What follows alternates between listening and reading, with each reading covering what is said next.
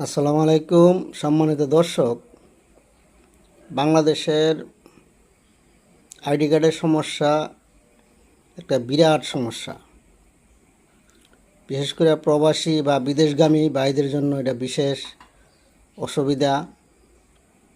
অনেকে ভুলবশত হালনাগাদের সময় 18, 19, 20 এমনকি 21 করে ফেলছে, কিন্তু প্রবাসে যাইতে তাদের লাগে 22, মহিলার ক্ষেত্রে 25। এটা সবাই জানা আছে, কিন্তু সংশোধনের জন্য আবেদন করার পরে মাসের পর মাস, বছরের পর বছর ঘুরতে হয়। কারণ ওদের কাছে গেলে বলে যে আরেকটা অনলাইন নিবন্ধন আছে। আর তখন যদি নিবন্ধন অফিস অথবা ইউনিয়ন পরিষদে যায়, তখন তারা বিভিন্ন হাইকোর্ট দেখায়। এমনকি সিভিল সার্জন কর্তৃক যদি বয়স প্রমাণের সার্টিফিকেটও নেওয়া যায়, এগুলো তারা গ্রহণযোগ্য করে না। এখন বিদেশে যদি বেকার ছেলেরা না যাইতে পারে, তারা কি করবে?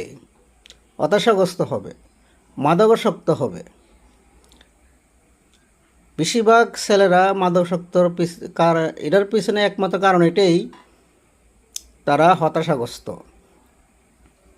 তাদের যদি এই সুবিধাটা না দেওয়া হয়, তারা আস্তে আস্তে মাদকের দিকে ধাবিত হচ্ছে। এই জন্য দায়ী কে? এই জন্য দায়ী হলো আইডি কার্ডের কর্মকর্তাগণ, যারা ভুক্তভোগী। আপনারা নির্বাচন অফিসে যায়েন, একটু বাস্তব প্রমাণটা দেখে আসছেন। কত ভোগান্তি, কত রকম হাইকোর্ট তাদেরকে দেখানো হয়। আপনারা বাস্তবে গিয়ে একটু পরীক্ষা করে আইসেন, তাহলে বুঝতে পারবেন। নাগরিকদের অধিকার তো, ভুল হয়েছে, ভুল সংশোধন করা তাদের একটা অধিকার। কিন্তু তাদের এই হয়রানি কেউ দেখার নাই, লোক নাই।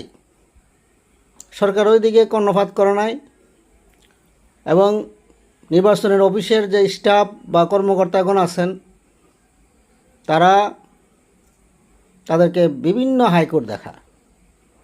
ডক্টর ইউনূস সাহেব বলছিল, নিবন্ধনের কি কোনো বাপ মা আছে নাকি? সত্য কথা বলছিল।